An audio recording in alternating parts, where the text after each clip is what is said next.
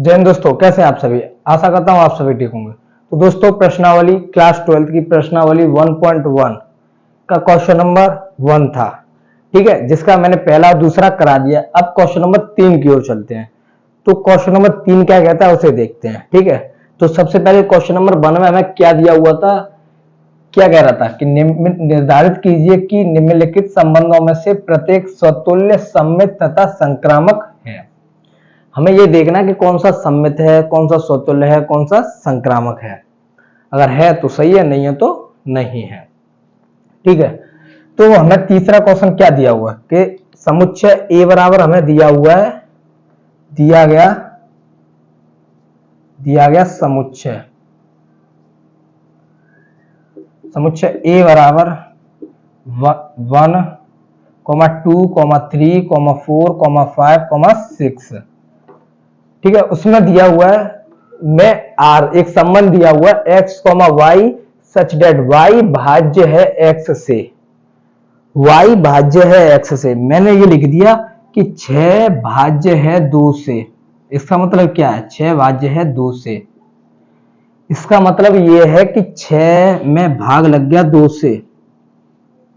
तो इसी प्रकार ये है कि y भाज्य है x से, मतलब y में भाग लग गया x का। इसका मतलब ये है, ठीक है। तो हमें r क्या दिया हुआ है वो लिखते हैं अब, ठीक है। हमें r दिया हुआ है, r बराबर x y belongs to y भाज्य है x से, y भाज्य है x से, comma x y belongs to a। जो x और y की वैल्यू है वो हमें इस समुच्चय से इसी में हमें मिल लेगी, ठीक है। जब मिलेगी तो हमारा मेरा मतलब ये है y अपॉन x, ठीक है। तो हम बनाते हैं समुच्चय।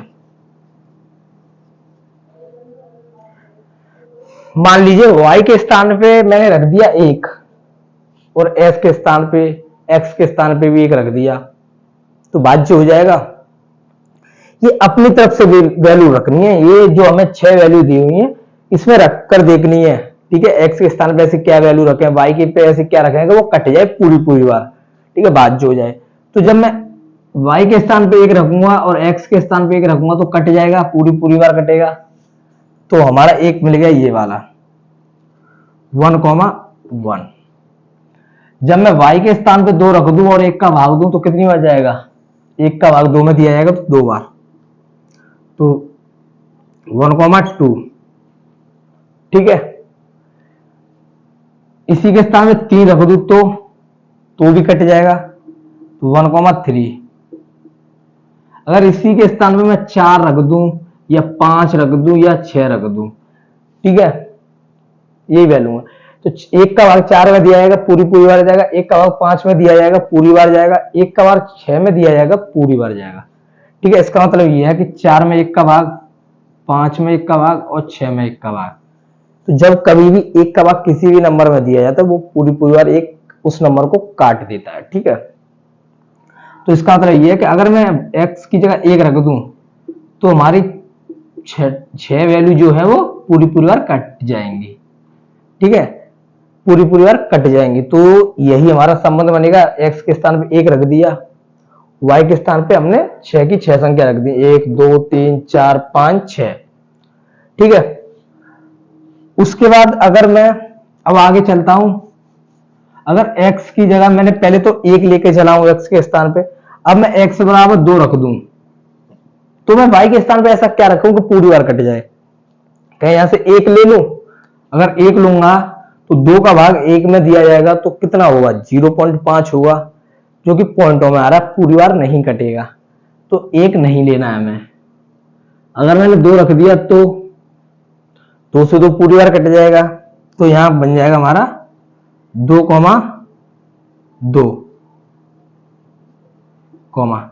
अगर मैंने इसके स्थान पे 3 रख दिया तो ये हमारा नहीं कटेगा। अगर इसी के स्थान पे मैंने रख दिया 4 तो हमारा ये कट जाएगा, तो 2,4। अगर मैंने 5 रख दिया तो 5 नहीं कटेगा, ढाई हो जाएगा, 2.5 मैंने 6 रख दिया, तो क्या आ गया 2,6। ठीक है, तो 2,6 आ गया। अब ऐसे ही मैं जब x के स्थान पे 3 रखूंगा, तो 3 का भाग देने के लिए y के स्थान पे जब मैं 1 रखूंगा तो नहीं कटेगा पूरी बार। ठीक है, 1 रखने से नहीं कटेगा, 2 रखने से भी नहीं कटेगा। अगर मैंने रख दिया 3 तो पूरी बार कट जाएगा। ठीक है, अगर मैं y के स्थान पे 4 रखूंगा तो 3 का भाग 4 में नहीं लगेगा, 5 रखूंगा तो भी नहीं लगेगा। अगर 6 रख दिया मैंने तो पूरी बार कट जाएगा, 2 बार कटेगा। ठीक है, तो ये बन जाएगा हमारा 3,3,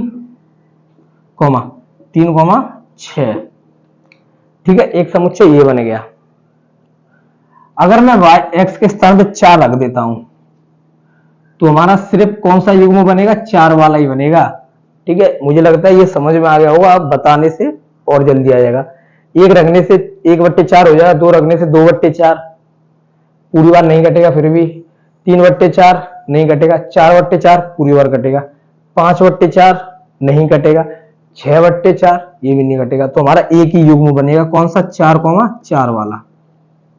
ठीक है, अगर मैं यह 5 रखता हूं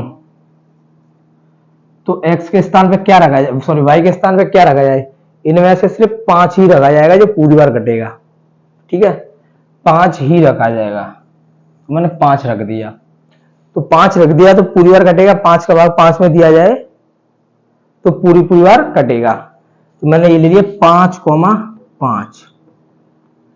ठीक है, इसी प्रकार मैं जब x के स्थान पे 6 लूं तो y के स्थान पे क्या आएगा, क्या 1 आएगा, 1/6 हो जाएगा, 2 आएगा तो 2/6 होगा, 3 आएगा 3/6, 4 आएगा 4/6, 5 आएगा 5/6, परंतु 6 आने से वो 1 हो जाएगा, पूरी बार कट जाएगा।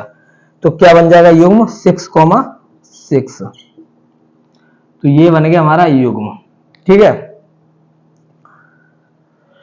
ओके दोस्तों, तो ये हमारा युग्म बन गया।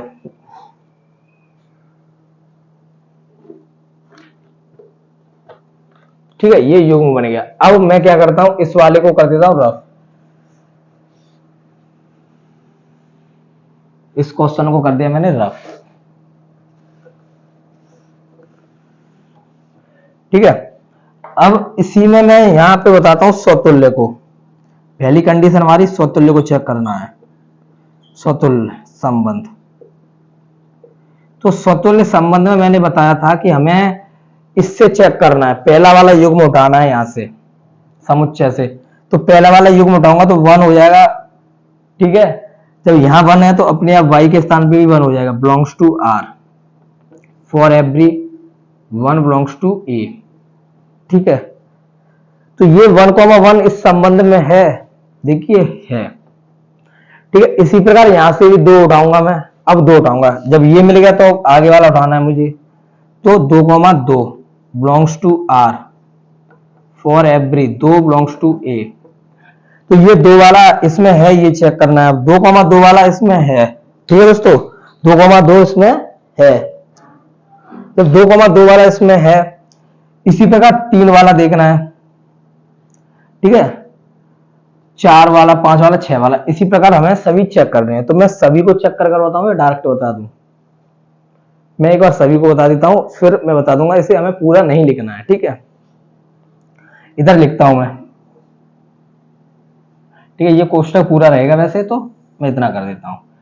अब हमने 3 ले लिया, तो 3,3 बिलोंग्स टू r, ये वाला 3 बता लिया, for every 3 belongs to a। उसके बाद ये इसमें है। ठीक है, इसके बाद मैंने ये 4 वाला ले लिया, तो 4,4 belongs to r, for every 4 belongs to a। ये 4,4 इसमें है, देखिए ये वाला है इसमें। ठीक है, उसके बाद ये 5 वाला लेना है, 5,5 belongs to r, for every 5 belongs to a। तो ये 5 वाला इसमें है। इसी प्रकार 6 वाला लेना है हमें, तो 6,6 belongs to r, for every 6 belongs to a। तो ये भी है इसमें। इसमें कहने का तात्पर्य ये है कि इसमें सभी के सभी युग्म हैं, हमारे जो युग्म यहाँ बन रहे हैं वो इसमें हैं। तो ठीक है, ये नोट करना है तो कर लीजिए, क्योंकि मैं ऐसे कर रहा हूँ रफ, क्योंकि 1 से 2 चेक कर कर हमें डायरेक्ट क्या करना है, यूं डॉट डॉट करके इन तीनों को ना लिखना, हमें इन तीनों को नहीं लिखना है। उसके बाद dot dot dot dot dot dot ये आ जाएगा डायरेक्ट, ये डायरेक्ट आ जाएगा, क्योंकि हमें यहीं से देख लेना है कि 1,1 इसमें है, 2,2 भी है, 3,3 भी है, 4,4 भी है, 5,5 6,6 भी है, सभी मिल रहे हैं इसमें।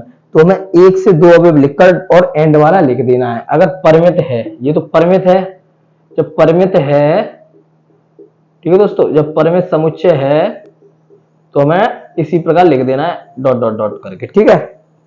1 2 आगे वाले पद और डायरेक्ट एंड वाला पद। तो हम इसमें क्या लिख देंगे कि R समुच्चय A में एक स्वतुल्य संबंध है, ठीक है, स्वतुल्य संबंध है, ठीक है। अब सममित की ओर चलते हैं, इसे नोट कर लीजिए, सममित की ओर चलते हैं। मैं चलता हूं सममित की ओर।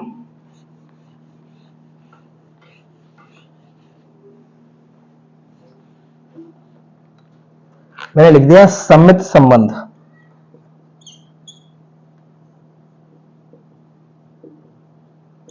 सममित संबंध, सममित संबंध के लिए हमें क्या करना है, सममित संबंध के लिए हमें पेन को चलाना है इस युग्म, इस संबंध से, जिसमें से मैंने युग्म उठा लिए पहले 1,1 वाला,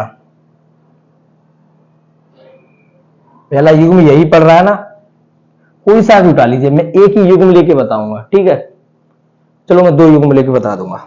मैंने पहले 1,1 वाला उठा लिया, बिलोंग्स टू R, ठीक है, यही हो गया। इम्प्लाइड एट, इसका उल्टा करेंगे तो 1,1 ही आएगा, बिलोंग्स टू R, ठीक है, 1 बिलोंग्स टू A, ये चेक करना। तो ये 1,1 इसमें है, तो देखिए यही 1,1 लिया था, यही उल्टा होकर आ गया, ठीक है, इसीलिए ये मैं नहीं बताना चाह रहा था। तो पहला वाला युग्म मैंने छोड़ दिया, इसे आपको खुद करना है। मैं इसमें दूसरा वाला युग्म बताता हूं। मैंने इस वाले को ले लिया 1,2 को, 1,2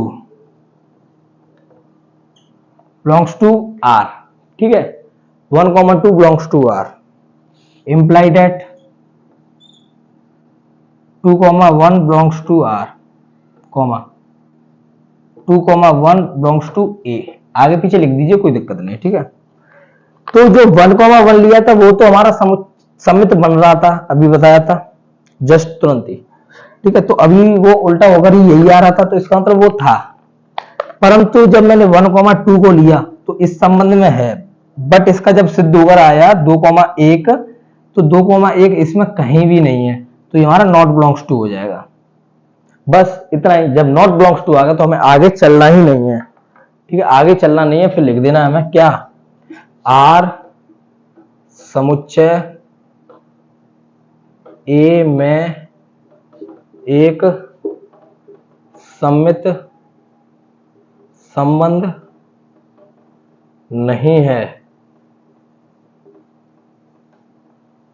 तो सममित संबंध ये नहीं है, जब ये मिला ही नहीं तो हमारा सममित संबंध नहीं होगा, ठीक है। अगर ये क्लास कर रहे हैं, अगर ये सममित संबंध और स्वतुल्य नहीं समझ में आ रहा तो बेसिक जो कराया था उसे देखिए, उससे उसके बाद ये आपको बहुत अच्छे से समझ में आएगा, ठीक है। तो इसके बाद हमारा लास्ट वाला आता है संक्रामक संबंध। संक्रामक संबंध वाला आता है, संक्रामक संबंध जो आ रहा है उसमें हमें क्या करना है, तो संक्रामक संबंध के लिए हमें लिखना है यहां सबसे पहले संक्रामक संबंध,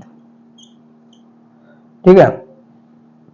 संक्रामक संबंध, वही बात, पहला वाला कोष्टक उठाना है हमें, पहला वाला युग्म 1,1 बिलोंग्स टू R,